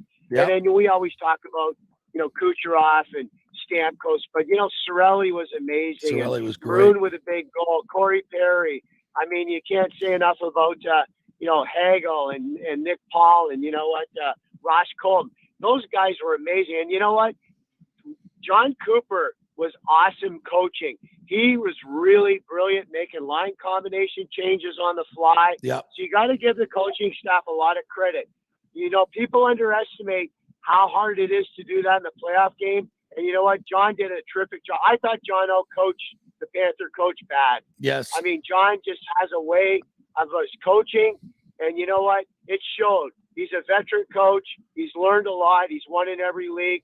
But give John Cooper and his staff a lot of credit, because we were only playing with 11 forwards and 7D, and he made some tough decisions and line juggling and combinations. It's hard to do. It's way harder than anybody thinks. So give John Cooper a lot of credit, because, man, that was one hell of a coaching job there. So Brad's explained that when he goes 11-7, what that does to Burnett and the other coach, and how he has to try and match up. Well, you know what? He tried. Burnett, the other coach, is trying to match combinations, trying to go with Stamkos and Kucherov and this, and then he's, the Ross Colton line or Cirelli line, or, but when you're mixing guys in and out of that lineup as you're only have 7, that 4th line moves around. like, you know what? Coop was putting, Kucherov out sometimes. He was putting Stamkos sometimes with the fourth line guys. Now you don't know what you're doing. Right. Okay, you're matching up the lines, but now your line match combinations don't work good because, you're trying to get this guy against Kucherov, but now Kucherov's double shifting. And sometimes that works to your advantage. So, you know what? It's hard to line combination and match. Some coaches don't do it, some do it. But, at the end of the day, that John Cooper did a terrific job with his coaching and his line combinations. Now he juggled them around. And, and all the guys, my God, blocking shots, sacrificing shots. They deserve 3 or 4 days off now because they won't start till next week. That's for sure. I say maybe Tuesday, Wednesday they'll go. So, for the Lightning to have a week off, they're a veteran team. They've won 2 Stanley Cups. They know what they need to do to get better. They'll have a few days off. And you know what? What a treat to watch Vasilevskiy last night. It was, oh, my God, what a goalie we have in net. Yeah. What was there a moment that was the best for you? That last power play where Sergachev is like in behind him and there's, stopping shot after shot after shot. That was a big moment. Early on, he stopped a big breakaway. It's just like every moment that he has to be big, he's big. I probably saw last night, I don't know, maybe 10 or 15 times last night where I was like, oh, well, you could just see the play developing and like they had a good chance. And Vasi was there. His positioning was so good last night. He almost made it look easy. You know what? He's just such a great goalie. It's hard to even explain it. Down low, he's so good when he does the butterfly. Yeah. He's just got such movement down low. The Panther players were frustrated. They were. They could not get a puck by Vasi. They didn't know what was going on. They had some great looks. When you're out shooting the team 18-3 on the road, yeah. It was impressive. Florida, if they're playing anybody else but the Lightning, they'll probably win that game 7-0 yesterday. Yeah. They kill the other team. Washington, Pittsburgh, I don't care if it's Carolina, but Vasi, you could just tell he was dialed in. The whole team played okay, but Vasi was like on a scale of 1 to 10 was 12. Yeah. It was unbelievable. It was probably one of the best goaling exhibits I've ever seen in a Stanley Cup playoff game. He was absolutely rock solid from the opening whistle to the end. And you know what? Deserved a shutout. We even made it interesting where he took, a bad penalty, flips it on a play again, and they give the power play for the last 2 minutes to the Panthers. And it's like, oh my God, you know what? We can't let them score now. And what a great kill. Chiarelli shoots it down the ice. Platt comes out, gets the goal. The crowd was just itching. Maroon got that goal where he tipped it in where we almost had 3. What was the final score? 2-0 or 4-0 because there were so many goals disallowed. Maroon's was a question mark, but it was below the crossbar. So, you know what? Patty Maroon's going for 4 Stanley Cups now. 4 teams are left after this round. So it's going to be crazy what's going on here. And we're peaking at the right time. It's hard to even describe because going into the playoffs, we were playing okay.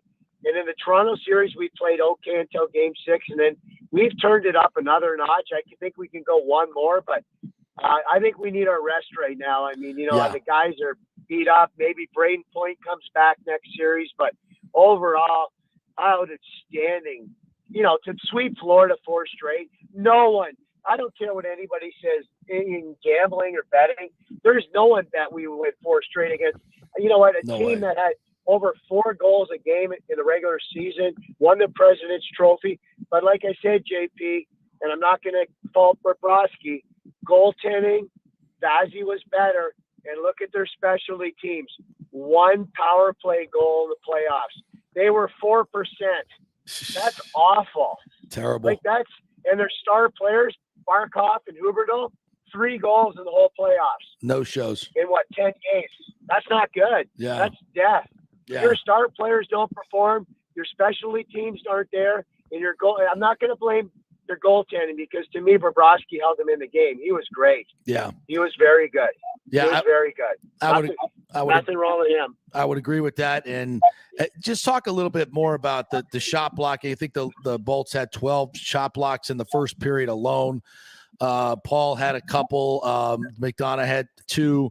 Chernak had 3. That was all in the first period. I mean, these guys, and then you contrast that with the way the Panthers played. I think they had 3 blocked shots. I mean, we didn't have a whole lot of shots in the first period. I get it. But just the way the Panthers played, it was almost, it's almost like they expected to just go out and outskate the Lightning for every game and not have to put in any real effort or sacrifice. And that's not the way you win in the playoffs. No, you don't win. There's not many times where you win like 8-7, like the Calgary game was 9-7 over Edmonton. But, these guys know how to win. And, the shot blocking, where they have 18 blocked shots in the game. I mean, at the last, you look at the last play of the game, Sergachev's in the net trying to block shots with Vasilevskiy. Yeah. On the power play, like incredible what was going on out there. But you know what, these guys, Ruda makes a big play in the game before where they almost scored to tie it up, and he knocks the puck out of the goal line. Just so many great plays happen for the Lightning. And you know what, all the guys, you got to give them credit. Like not one guy out of that roster I could say, that played last night wasn't outstanding. They might not have had all the jump, they might not have all the pop, but they blocked shots. They did whatever it took to win the game. And you know what, that's what it takes. These guys are, it's remarkable. I mean, they got a chance to be a destiny here when, like a dynasty, like where they win 3 games, 3 Stanley Cups in a row. Yeah. I mean, not many people can say that. And, at the end of the day, this is a dynasty that they could talk about for years to come. And then, like everything they did. And then, like, you look at now, you're talking about, good players. Now we got guys that are probably in the Hall of Fame for what they're doing right now. Oh, absolutely. Like Stamkos to me and Edmund. I mean, you know what? They're going to go in the Hall of Fame for everything they're doing right now. And same as probably Kucherov when he gets done and Vazzy, but their careers are early. But it's unbelievable to see what they're accomplishing right now with this organization and team. And it starts at the top. It's so much fun. Mr. Vinnick, what a great owner. And our CEO, Steve Griggs. I mean, fantastic people. And you know what? So happy for them and the organization and, all the different things we've all been through over the years. Hey, while I got you here, beyond the Lightning real quick, I wanted to ask you about, I've been watching this Battle of Alberta, and I know you've probably been watching as well. Can you describe? I played in it. Yeah, you played exactly. Yeah. Have you seen a player play better than Connor McDavid has right now? Like, is there really a comp to him at the moment? Well, you know what? Vasilevskiy. I would say no, but I would say after watching Vasilevskiy's performance last night, maybe he's the only guy that I would put in that same category. But Connor McDavid's did it every game.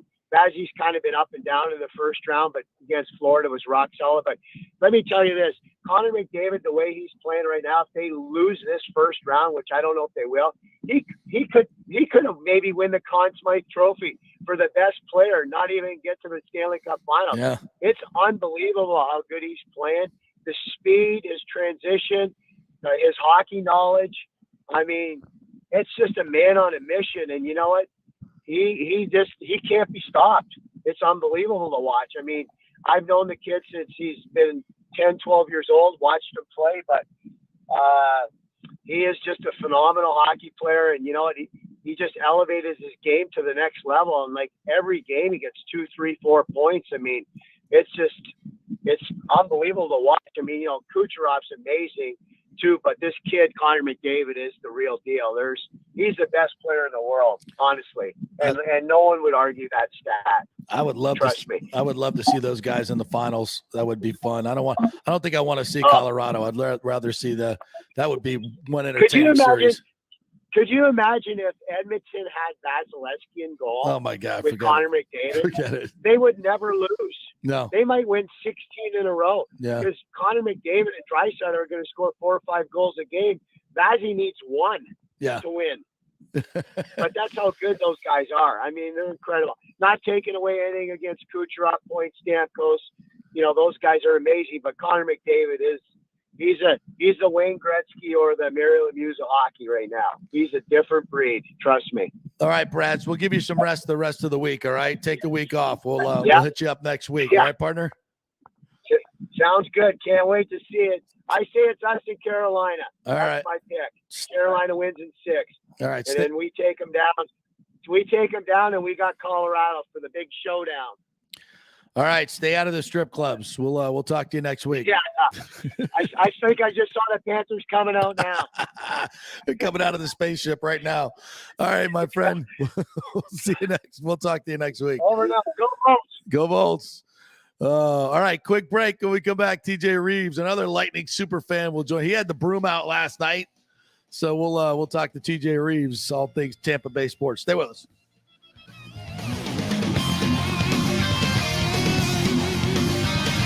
The world economy is in chaos, and mortgage rates are going to go higher in the next few months. Meanwhile, home values are up 24% in some neighborhoods of Tampa Bay. Do not miss this opportunity to refinance your home, get some much-needed cash to handle skyrocketing inflation, and fill up your car. Contact Scott Fitzgerald at American Mortgage Services. Even if you've recently refinanced, Scott can make the deal work because he charges no lender fees like the big boys do. He will also shop your loan around to dozens of lenders and get the best rates and terms. Let them compete for your business. The big banks charge huge lending fees. Customer service is simply a phone number with endless wait times. Scott is local and will personally take your call. Here's his cell phone number. Tell him JP said you could call. 813-294-7595. Scott's done over 3,000 loans, including many coaches and athletes. He will answer your calls and concerns and give you workable strategies to be smart with your money. Reduce your payments. It's not just what you make, it's what you keep. 813-294-7595 or email him at scott@amstampa.com. The health professionals at Bay Area Modern Medical Center want you to know it's time to commit to a new healthy lifestyle. It's literally a matter of life and death. 42% of Americans are considered obese, and being obese made you 3 times more likely to be hospitalized by COVID. So getting in shape is not just about looking better, it's about living much longer. At Bay Area Modern Medical Center, they take a very different approach to primary care. It's personalized, preventative medicine. Christopher Lugo and his experienced staff are proactive in looking at your issues before they become a problem, encouraging a healthy lifestyle with proper diet, supplements, and exercise to optimize your active lifestyle. Building up your immune system, not destroying it with poor nutrition and bad habits. So call for an appointment, maybe change your primary care and get on a journey back to full health and a happy life. Call 844-977-3477 or go to BAMMC.com. Tell them JP sent you for priority scheduling. 844-977-3477 or go to BAMMC.com. Ladies and gentlemen, let's rock. This is FanStream Sports with JP. All right, welcome back to the JP Peterson Show, brought to you by Bay Area Modern Medical Center and our second hour, BAMMC.com. Check them out. All right, welcome in our good friend TJ Reeves, Bucs sideline guy, sporting his Lightning hat, and had the broom out last night, didn't you? I did. Good to be with you. I did not put that photo on social media at the request of Mrs. Reeves, and obviously the boss wins out on that one. But we did have the broom out, so I had to share that with you here, guys. Privately.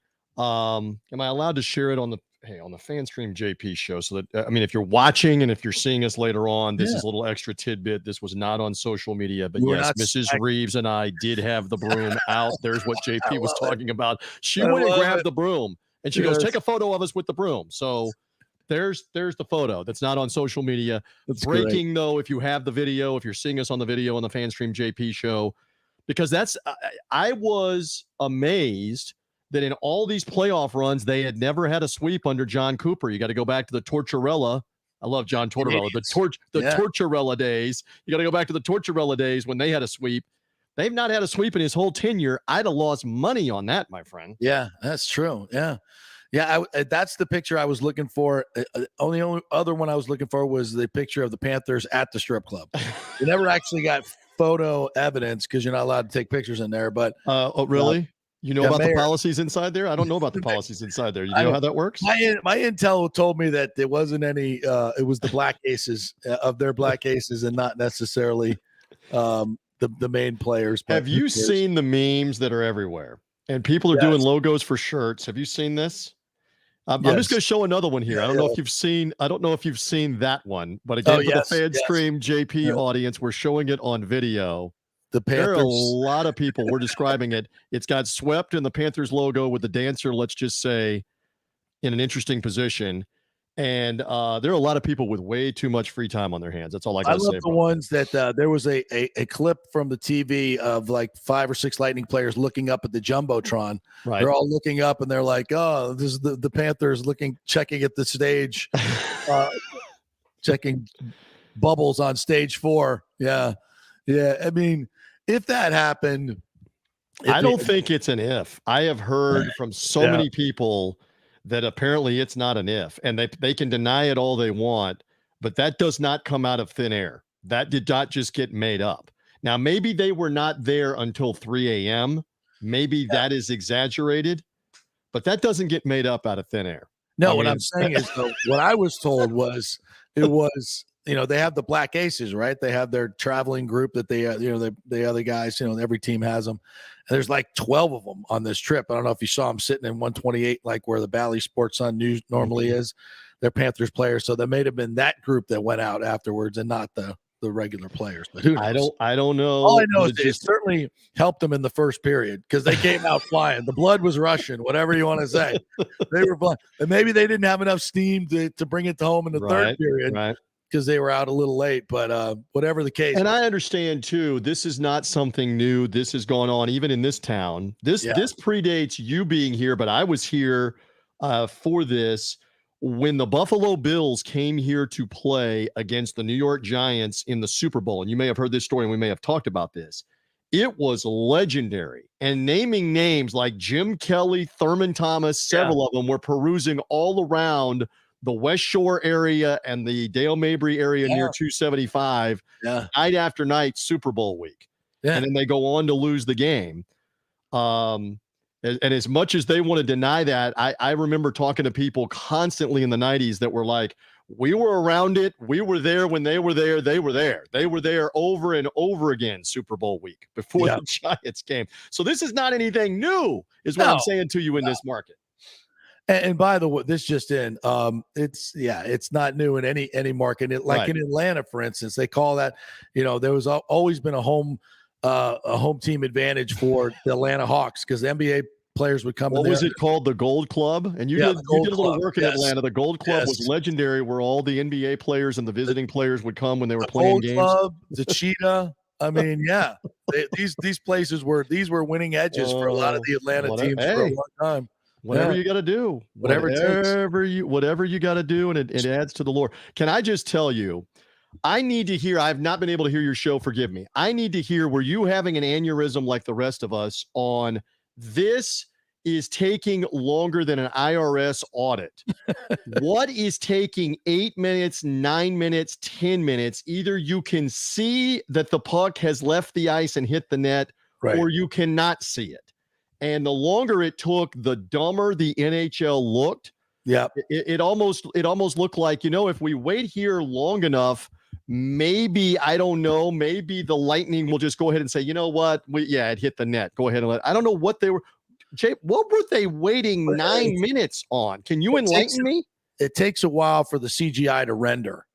See, when you got to when you got to fake the video, it takes a while for the CGI to render. You got to download it a little bit. It takes. The best part is you didn't see this because you were working and help me. That was the first intermission, right?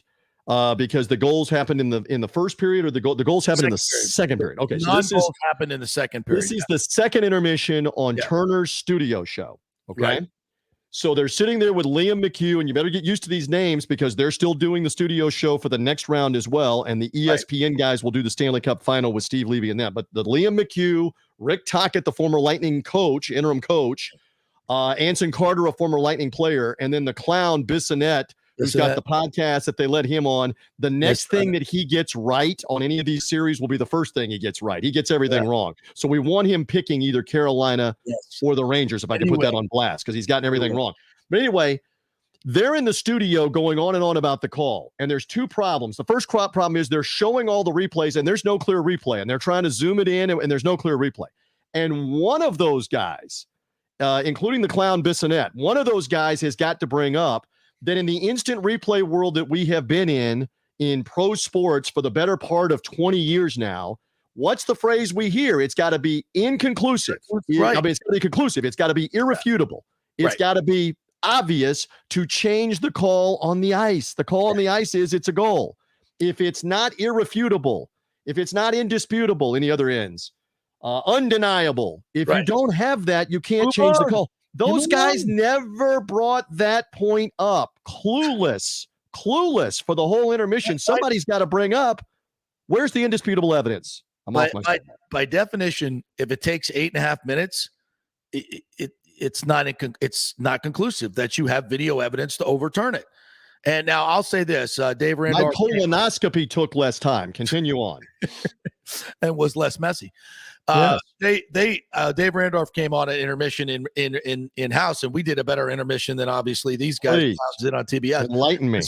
Because he was sitting down there in that area, and he said, "Yeah, it was a good call. Everybody in my section could clearly see that it hit the net." Excuse me. And then my question is, okay, so if everybody in your section could clearly see it hit the net, where are the 4 clowns in stripes on the ice doing? And none of those guys saw it go out?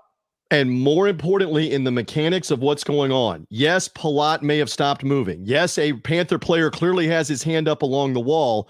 There is no whistle blown. Right. And play continues, and a goal is scored without a whistle. So in the mechanics of operating the game and play continuing, you allowed play to continue. They kept playing. You can't retroactively now come in and say, well, because of players' body language.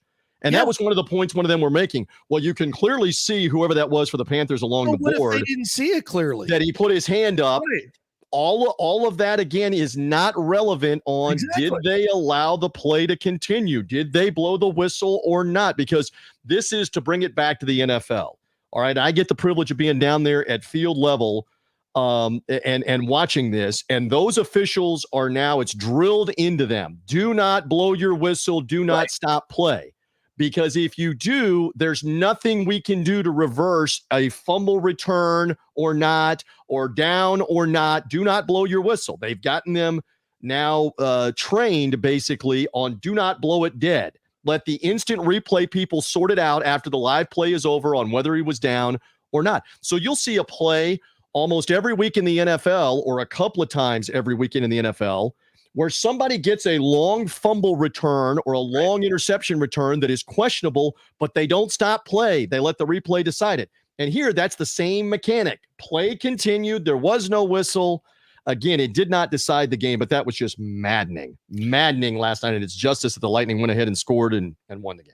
I will say this, that long delay, and by the way, the fans were all over it the whole time. They spent 8.5 minutes going, "Ref, you suck." I mean, they were all over it, but the fans brought an energy of retribution to the game. It really did. It's like you felt there was an aura in there, like we don't give a fuck. We're gonna they're out to get us. Okay, take as many as you want. We're still gonna win. We're still gonna score. And you sense that Bobrovsky was a little sketchy after that. It's like, and then I love it. Scores and they disallow that one, and everybody's like, "All right, it was ref, you suck." That one was more conclusive when they zoomed in and showed the fingertips on the puck. Yep, that's more conclusive than the first one. All right, so let me relate this to Game 3 that we were at on Sunday. So because I've got them right here. I have the twin daughters, Abby and Riley. I'm showing this to the fan stream audience right here. All right, so they're up in the 300 level with me and with my father. And a couple of times when the questionable calls happened, the chant started, "Refs, you suck. Refs, you suck." And I looked at both of them and I'm like, "No, you're not participating in that chant. No, you're not. No, good for you. That's not what we do." Okay. Last night in the house, my wife is going crazy, and you can hear on the TV, "The refs, you suck." And I'm looking at him again like, we do not chant that. No. We're better than that. We're above. And my wife, I'm selling my wife out here on the FanStream JP show. My wife is chanting, "Refs, you suck," in the house. But just so you know, I'm trying to be a good parent. Sunday afternoon in the 300 level, and last night living vicariously with you guys on TV. I'm trying to be a good parent on. We're not going to chant "Refs, you suck" in the Reeves household, or at least my twins were not. I want to compliment you for keeping the standards high for the Twins there, but ultimately we have to blame the refs because you know why? Because they suck. I did. I don't think I contacted you, but I contacted so many people after the second goal was disallowed. They better have an armored car to get these officials out of the parking lot, because it is going to be ugly, especially if the Lightning don't win after they've done this. So luckily it did work out in the end, but I thought I would just share that with the audience. This may be the last time that I appear on the show if Mrs. Reeves finds out about how much I'm selling out here about the broom. I think you're actually. I think her profile is going way up with the fans. Actually, she's going to be a beloved figure, no matter how much you like it. Yes, exactly. She's going to be a star of the show here soon. We have to just get her on, move her in. Exactly. Get Mrs. Reeves in here. Yes. So anyway, what can you say? Because I love coming to you because you've been in this market longer than I. Historically, watching this Lightning team and what they're doing, Bradley just came on and talked about, look, we got 4 Hall of Famers playing in front of us right now. And Vasilevskiy, you're going to say that he may become the greatest goalie in the history of this game. I mean, his resume already is spectacular. If he wins a third and, these shutouts in these deciding clinching games, amazing. No one's ever done this. And to see with the first 6 games of Toronto and then what we've seen for the last 5 games or six games, unbelievable what he's done, how he's turned it on. And I think it's a great point that Brian makes, that you're watching 4 guys that we're going to talk about forever. I mean, it's still amazing to sit in that arena and you again are there regularly all the time, but to go back in that arena every once in a while, because I'm not there all the time. And the only 2 jerseys that are hanging there are St. Louis and Le Cavalier. And that's the icons. That's the Mount Rushmore of what they did in 2004 and what great players they were. But you got to believe that 77, 91, 86, and 88 are all going to be there eventually. Absolutely. And we're seeing them right now playing together, do what they do and play together. And this, listen, we don't have to oversell this. What is about to happen here in the Eastern Conference Finals is the conversation of a three-peat and the legitimacy of a three-peat. You got 2 monstrous steps still to take, one to get there and then one to win it.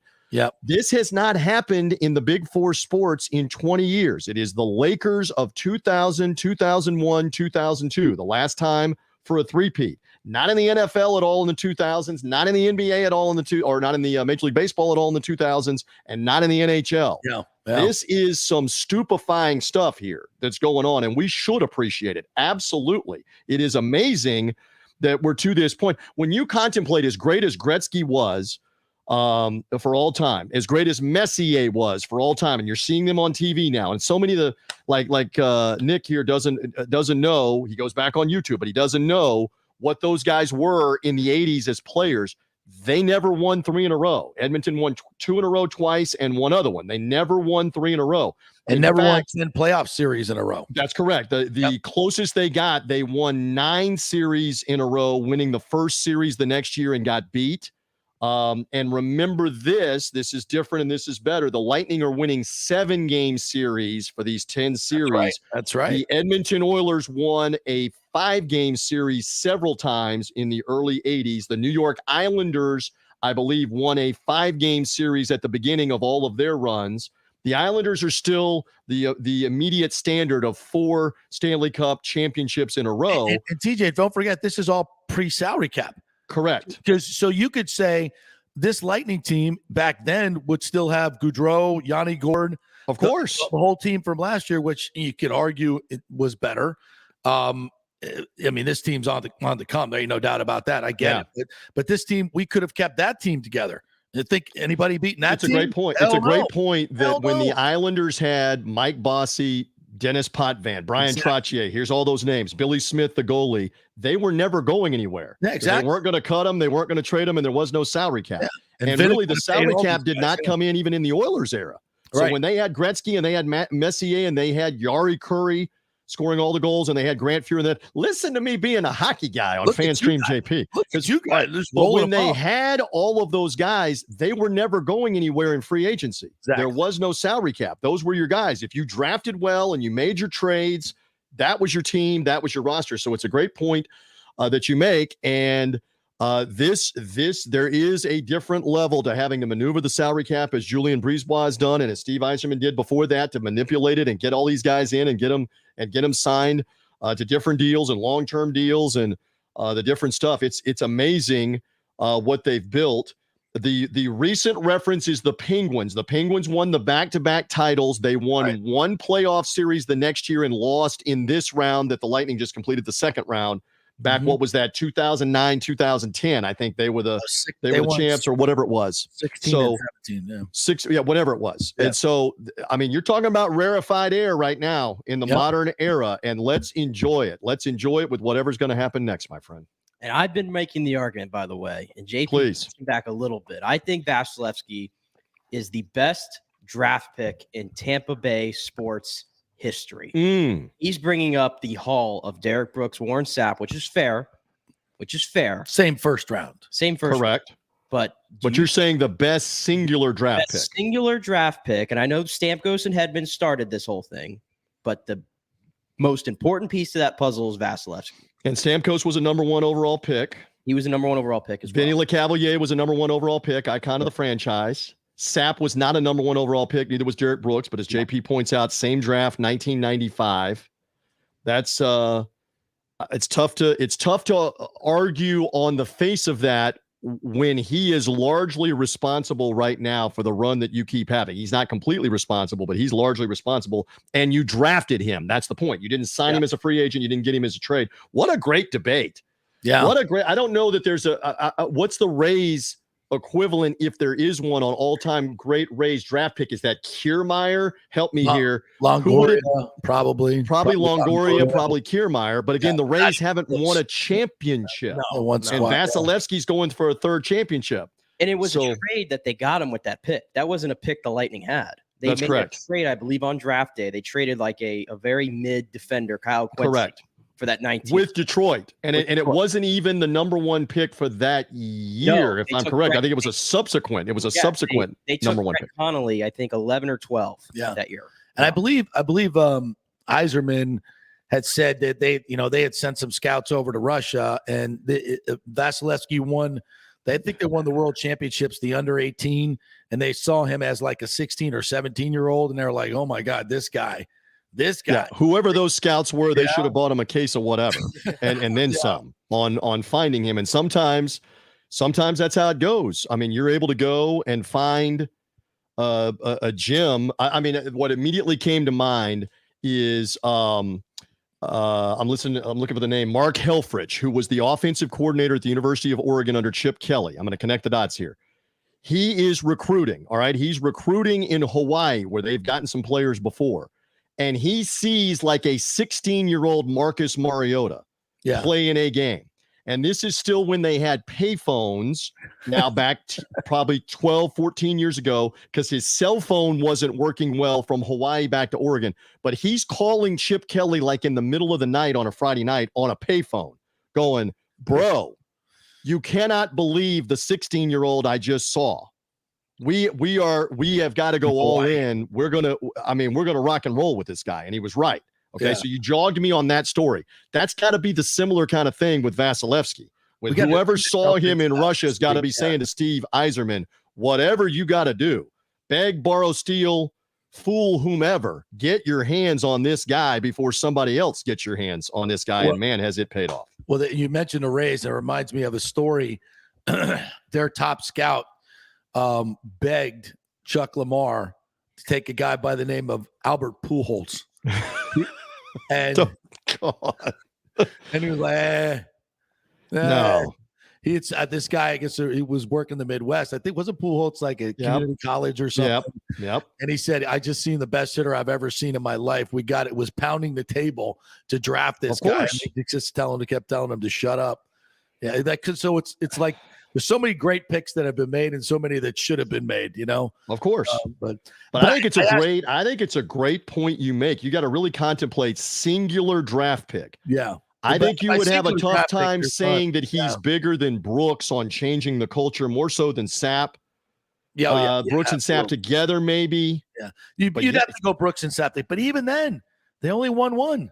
That's correct. They only won one. And Evan Longoria and Kevin Kiermaier and those guys haven't won one, didn't win one together, and Kiermaier hasn't won one. Not that they haven't had great moments. Yeah. I'm liking Nick's argument. It's growing on me here. Vasilevskiy top draft pick, singular draft pick. Is it bigger than Stamkos as the number 1 overall? Is it bigger than LeCavalier, who was the captain for a lot of years? They won the Stanley Cup, but they only won one. That's a great question. Bigger than Leroy Selman? Bigger than Leroy Selman, icon in this market. Leroy, again, never won a championship. Leroy only had a couple winning seasons, remember? So, but that's a great debate question. Very well done. You could throw Mike Evans in that category. We're not even getting much love, but he has to be in there too. Well, hey, I mean, right now, Mike is on the trajectory that he's more than likely in the Hall of Fame. Yeah. And he's part of a Super Bowl championship, and you get another one. Yeah, you get another one this year, then you could throw him in. And I can't tell you during that draft time period how much we kept hearing over and over again, take Johnny Manziel. Take Johnny Manziel as a quarterback. Remember, they needed a quarterback. Take Johnny Manziel. That was Jerry Jones. Yelling that. Nobody else was. I'll admit it. I was at Raymond James for that 2014 draft party, and I was very upset when we took Mike Evans because I fell into the Johnny Manziel trap. Oh my God! I was a naive 14-year-old. That's okay. You're allowed. You're allowed. And man, was that a swing and a miss as an NFL player? And those happen all the time. But Evans turned out to be the right pick. Good Lord, did he turn out to be the right pick? I don't know how much time you got here, partner, but we had a fascinating conversation with Scott Reynolds about comparing these championship teams. What do you see in common between the Buccaneers championship team, the recent one? You can even go back to 2004 as well, or 2002 as well, and the Lightning championship teams in terms of character, leadership, superstars at key positions. What would you say are the comparisons? I think the biggest thing that comes to mind immediately is culture. The culture is a championship culture and attention to detail, preparation, all the different things that go into practicing well and then playing well. This team the Lightning now, has not accidentally won all of these series. They've won it with a formula. They've won it with understanding how to sacrifice your body to block shots. They've won it by studying what other teams do well and how to counteract it and make adjustments. That's what the playoffs are all about. The culture, though, now is a mindset, and it allows for new components to come in, like a Corey Perry, who's a veteran coming in, or whomever else that you're going to bring in, Foote, or any of the other players that you're bringing in, Nick Paul off another roster, and mold them into the championship culture. And it's the same thing for the Buccaneers.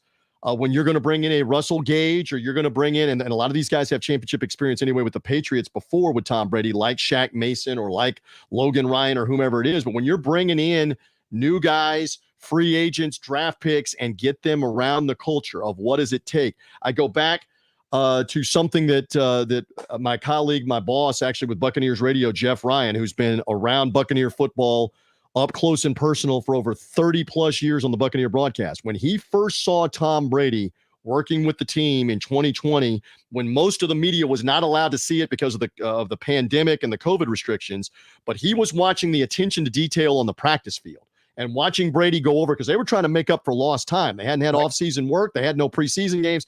He's going over to receivers and in a coaching way screaming at them, you got to run 10 yards and do the out right here, because I got to know where you are at 10 yards, not at 9, not at 11, not at 12. And he's going through every running back fake handoff. Your position's got to be here and the line's got to be here. They were making up for lost time doing this. And Jeff's point was, now I know one of the biggest reasons why they won all the time in New England. My God, look at the attention to detail. I am going to lead as Tom Brady by example on, we got to get this crap right now in the preseason, because this is what will pay off when the regular season is going. So you change the culture, you have the mindset, you look at the way they're playing. I mean, one of the Twins, I keep talking about them, was talking about why do they all slide down and block the shots and I said, because they are sacrificing physically trying to keep from a goal being scored. That's the mentality of everybody in the playoffs. This team does it as well as anybody, though. I mean, they were marveling on that on the game broadcast last night again, that the Panthers have had the puck the whole time in the Lightning in, and they have gotten very few clean looks at Vasilevskiy because of the sacrifice. The physical bodies laying in the way, blocking shots. So I would say the culture is the biggest thing. You got to have personnel, sure, but the culture of what's going on, the culture that that John Cooper has brought, the culture that Kevin Cash has right now with the Rays that obviously works, and at the championship level, Bruce Arians, now Todd Bowles with Tom Brady in the mix, Coach Brady. The culture, I think, is the biggest thing. That's what I'd say. I think that's a great point. That's a fantastic appearance again, my man, TJ Reeves. I try. You brought it all, as you always do. I bring it. I bring it whenever I can bring it. Get all your great content. What you up to these days? Well, listen, I'm hanging, rooting for the Lightning. We're getting ready for the Buccaneers season to start up. Again, you can follow me on social media. Buck Sideline Guy. Buck season will be here before we know it with the schedule and with all the stuff. I'm hanging and doing a lot of boxing. There's a lot of fights, a lot of boxing. Big Fight Weekend is the website and the podcast. Big Fight Weekend. Hang with me on the boxing. Love that. And in the meantime, I'm going to root the Tampa Bay teams. I'm catching some flack in some other markets about, hey, you're not being objective. I said, look, I am not in the media. I work on the periphery with podcasts and sites. I work for the Tampa Bay Buccaneers. What am I not supposed to be excited when the Tampa Bay teams are doing well? We've gotten the crap kicked out of us for decades, Buccaneers, Rays, or Lightning. We're not supposed to be excited when they do well. Of course, I'm going to buy tickets, put the hat on, and go watch and go root them on. And let's keep doing it. Let's do it. All right. Thanks, partner. Appreciate it. We'll talk with you next week. Whenever you need me, go Bolts. I'm glad you keep working. You keep rolling along. And now we find out if it's the Rangers or Carolina. The Twins were asking me, and I did not know the answer. If it is Carolina, they have the home ice. But if it's the Rangers, the Lightning get the first 2 games? Nope. Rangers have home ice. So it doesn't matter either way. Nope. So we just wanted to go to 7, and we wanted every game to be triple overtime. And we like going on the road first 2 games because we always get one of them. We like that. Look at I would tell you right now, Carolina, I know you got to go, doesn't want any part of, they already saw this movie last year. They don't want any part of this. Now the Rangers may be a little ignorant to it, but the Hurricanes, you give them the truth serum, they don't want any part of this. They saw it last year. Right. I agree. 100%. Well, it doesn't, to me at this point, it doesn't matter who we play because, the Lightning are going to be the Lightning. So how do you not consider them the favorites right now? You do. I mean, you have to. With that goalie? Yeah. Please. That's the name of the game. All right. Thanks, TJ. Appreciate it. It's great, TJ. Always good to be with you. Yeah, when you got a guy that just does not allow the puck to go in, especially in clinching games, I'm not a math expert, but that's usually going to get it done. Yeah, I'm enjoying this discussion. I might throw up a poll either right now or after the show about who is the greatest draft pick in Tampa Bay sports history. I might throw up a poll, but I have to think of who would be the 3rd or 4th guy to put in that list because I think we have Vasilevskiy and Derek Brooks for sure. Got to put Sapp up there. Probably Stamkos then. God, it's hard. I can't throw a Ray in there because they don't trump any of these Bucks. They're not close. They're not close. I would say I just don't think you can make an argument of anybody but Vasilevskiy. I mean, Derek Brooks, and here's the thing about that. Brooks changed the culture. Mm-hmm. He changed the culture of the entire, Tony Dungy did, obviously, but the leadership of Derek changed the entire culture, which brought you, only 1 Super Bowl, but, many playoff appearances, turned the franchise around. Turned the franchise from the Yucks to a legitimate football franchise. The other thing, too, it's like in hockey, there's clearly just 6 guys, 5 skaters, and 1 goalie. Yeah. And the goalie has probably the most primary responsibility for winning you a Stanley Cup more so than a middle linebacker. Not taking anything away from Derek Brooks. The fact is, in football, those guys are only on the field half the time. Yeah, that's what I'm saying. Vasilevsky's out there, and he's directly involved with every play coming your way. Yeah. So I think, and even with the 2 cups, I keep saying 3 trumps the 1 Super Bowl. I think back-to-back Stanley Cups trumps the Super Bowl too. Yeah. And the fact that his legacy is, like we said, he's just like entering his quote-unquote prime. I mean, what he's done early in his career, the numbers that he's put up are just ridiculous. And they, again, if he stays healthy, it ensures him of, Mount Rushmore status of goalies. As many already said that he's already up there now. He's on it, I think. He's on it already. So, and to get 3 in a row, I mean, just solidifies everything. And that's why, if you're not part of this right now, you're not enjoying it, or you're I'm not a hockey fan. You better become one pretty damn quick, because this is legendary stuff that we're watching. It's not going to happen again in our lifetime, certainly. We don't have time to take another break, do we? Do we need to? We can take one final, a little short quickie. Yep. All right, a quickie. I want to come back. I got a couple stories we got to get to. The Kyler Murray stuff that's going on, the Josh Donaldson stuff that you wrote about on Outkick. Yeah, we'll get to that real quick. Stay with us.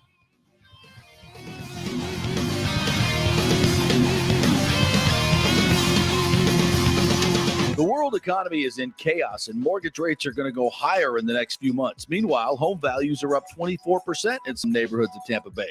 Do not miss this opportunity to refinance your home, get some much-needed cash to handle skyrocketing inflation, and fill up your car. Contact Scott Fitzgerald at American Mortgage Services. Even if you've recently refinanced, Scott can make the deal work because he charges no lender fees like the big boys do. He will also shop your loan around to dozens of lenders and get the best rates and terms. Let them compete for your business. The big banks charge huge lending fees. Customer service is simply a phone number with endless wait times. Scott is local and will personally take your call. Here's his cell phone number. Tell him JP said you could call. 813-294-7595. Scott's done over 3,000 loans, including many coaches and athletes. He will answer your calls and concerns and give you workable strategies to be smart with your money. Reduce your payments. It's not just what you make, it's what you keep. 813-294-7595 or email him at scott@amstampa.com. Have you purchased a home in the last 10 years and the stucco is starting to come loose from the upstairs portion? Well, that can cause some serious damage that you can't see until it's too late. Is it becoming an eyesore? Have you contacted the builder and just can't get any relief? That's very common here in Florida. So call the law offices of Christopher Palermo. They can help you. Call 813-221-5636. That's 813-221-5636. He's recovered millions for his clients. The law offices of Christopher Palermo at PalermoPA.com. Pure Sports. JP is back on. Welcome back. FanStream Sports. All right, welcome back to the JP Peterson Show, brought to you by the great folks at Bay Area Modern Medical Center here in our second hour. Christopher Lugo and his medical team will get you right if you're looking for testosterone replacement therapy, something they do very, very well, expert in losing weight, getting your whole immune system up to par to face the monkeypox that's coming. I guess that's the next thing. For the next pandemic. It's serious business these days, so folks. You got to be get your health right, get your weight down, get your immune system up, because Lord knows what's coming next. And you can do that at Bay Area Modern Medical Center. Christopher Lugo works with the top pilots in our military, and he can work with you as well. They're taking new patients, so go to BAMMC.com and get a different perspective on your medical care. Also brought to you by the Golden Diamond Source. It is a great time to go to the Golden Diamond Source. We got Father's Day coming up.